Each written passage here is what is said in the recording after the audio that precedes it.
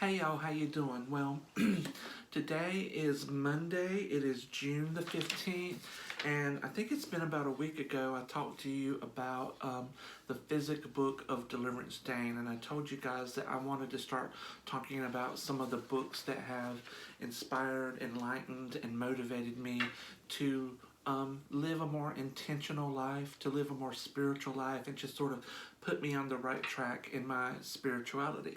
And so last week, like I said, I talked to you about the physic book of Deliverance Dane. And this week, we're going to go with a nonfiction book, and we're going to talk about, there's that damn glare again. Let's go right here. Okay, let's see if I can really get it for you. There we go. This is A Science of Living Study Guide by Dr. Frederick Ike, better known as Reverend Ike. That's the book there. Now, before I talk about the book, I'm going to talk to you a little bit about Reverend Ike and who he is, in case you haven't heard of him. And I've printed this up here to sort of go over with you. Frederick J. Eikencotter II, better known as Reverend Ike, he was born in June of 1935 and passed away in July of 2009. He was an American minister and an evangelist based in New York City, and he was known for the slogan, "You can't lose with the stuff I use." And his preaching is considered a form of prosperity theology, otherwise known as the gospel of success. He was born in Ridgeland, South Carolina, which is not very far from where I was born and grew up. And let's see, it says here he was an assistant pastor at a Bible Way church in Ridgeland, South Carolina. And then later he founded the United Church of Jesus Christ for All People in Beaufort, South Carolina. And I actually lived there for a year before I moved here to Washington State. He was popularly known as Reverend Ike. His ministry reached its peak in the mid-1970s. Now, he started out as a teenager preaching, but his ministry, like I said, it peaked in the 1970s when his weekly radio sermons were carried by hundreds of stations across the United States. He was famous for his blessing plan. Radio listeners sent him money, and in return, he blessed them. He said doing this would make radio listeners who did it more prosperous. He was criticized for his overt interest in financial remuneration. Let's see, what else here? Let's see. That's pretty much it. It also says here that he had one son, Xavier Eikencotter, and when Reverend Ike died at the age of 74 in 2009, his son took over his ministry. And you can find them at scienceofliving.com. And there's also a YouTube channel where they show excerpts of sermons by Dr. Ike and workshops by Dr. Ike that were filmed at the time in the 70s and early 80s. And they give you, they're like 10-15 minutes long each. And a lot of his sermons are what you call call and response, where he will preach a lesson. And he will say something, and you're supposed to repeat it back to him. And it's a way of raising the energy, raising the vibration, and really getting you in the right mindset to attract what you want. What I liked about Reverend Ike is he looked at the Bible as from a psychological point of view. He didn't look at it as myths and stories and imageries, or he didn't take it literally like some evangelists took it as the literal word of God. He looked at it as he looked at it from a psychological view, because he preached that everything begins in the mind, and he has lots and lots of Bible verses to back up his philosophy and his thought. A lot of people thought he was something of a scam artist, but I think history has really proven him to be right, and so many preachers today, white preachers, really try to emulate him and follow what he did 40, 50 years ago. Um, in terms of the book, I want to read you what it says on the back. What is the science of living?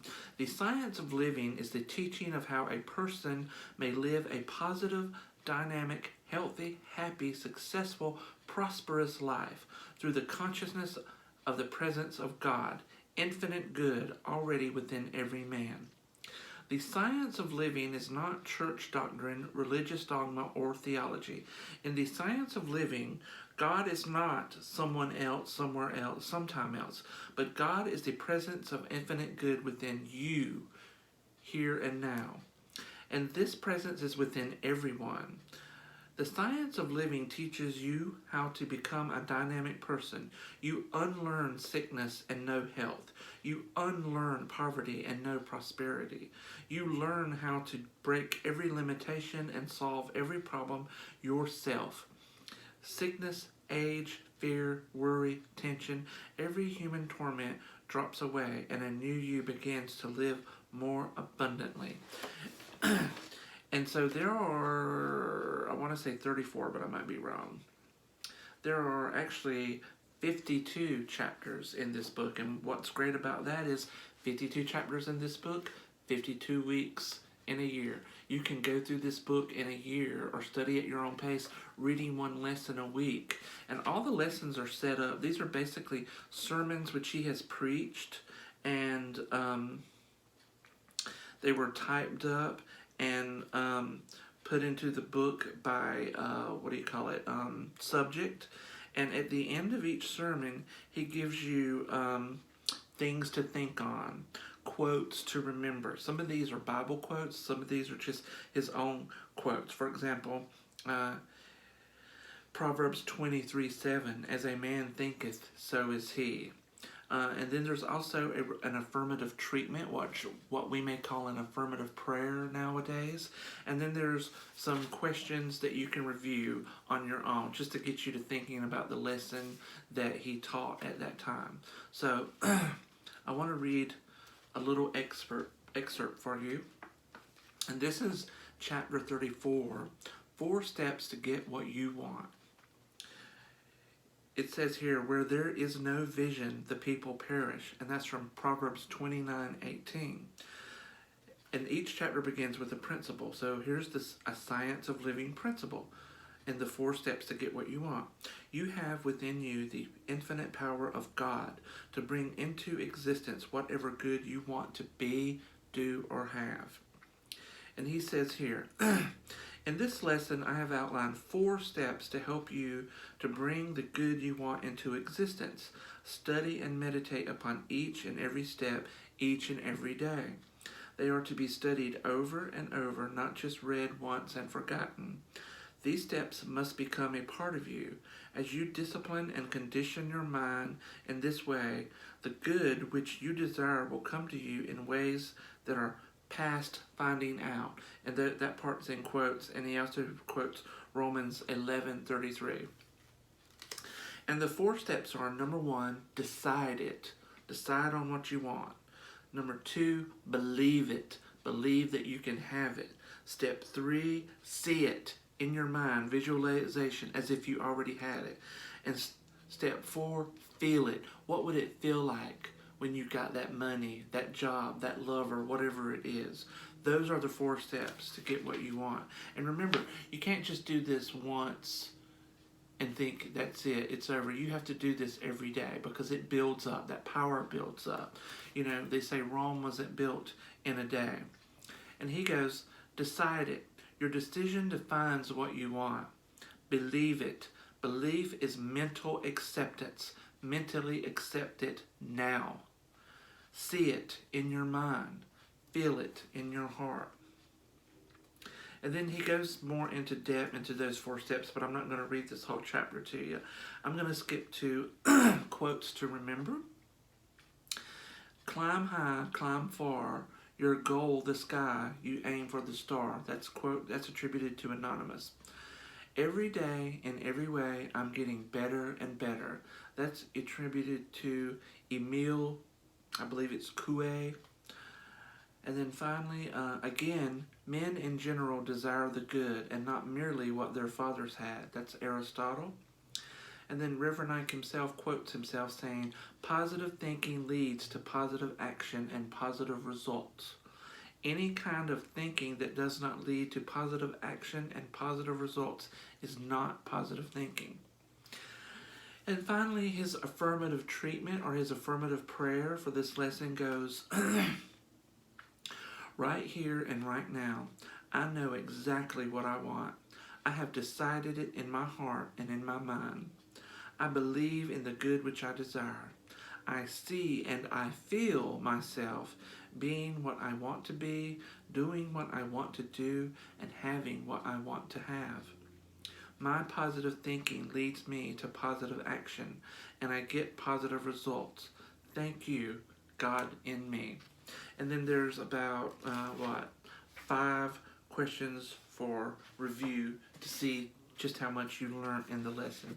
Anyway, once again, this is Health, Joy, and Prosperity for You, a Science of Living study guide. I highly recommend this book. I got this copy off of Amazon. I'm sure you can get it off of Amazon too. If you can't, I recommend you checking out the website, scienceofliving.com. And if you're still not sure about whether you want to buy this book or not, while you're here on YouTube, look up the Reverend Ike channel. Look at his sermons. Sit there and listen to them. I know one thing I like to do, and if you're not a reader, if you don't like to read, one thing you could do, sometimes I will pull them up on my phone, on my cell phone, with my headphones on, and so that I won't get distracted by anything around me. And I'll sit in my most comfortable chair, the chair I like to reading, with my feet up, and I'll just sit there, relax, close my eyes, and I'll listen to the sermon so that I'm giving 100% of my attention and interest to what he's saying, and I can absorb it into my being, remember the lesson, be inspired by it, and then go out and live it and act on it. And that's a very important thing here. It's not enough just to read these things. It's not enough just to blandly say these affirmations and prayers to yourself over and over. You have to really get in the mindset, get inspired by it, get motivated by it, and go out and make things happen for yourself. And I guarantee you these techniques will work. Now, Reverend Ike, he focused on money in a lot of his sermons. I think coming in second was probably health. When you watch his YouTube channel, a lot of his videos are about attracting money, becoming richer. Secondary is health, but you can still apply these teachings to anything that you want, whether you're looking for love, whether you're looking for a better job, whether you're looking to, conquer depression, anxiety, and just have a better quality of life. You can adapt these teachings to whatever it is that you want to be, do, or have. Anyway, that's my take on the Science of Living study guide. What do you know about Reverend Ike?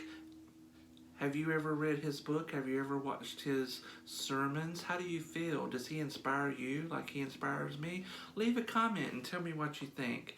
And until next time, make good decisions, do good things, and be good people.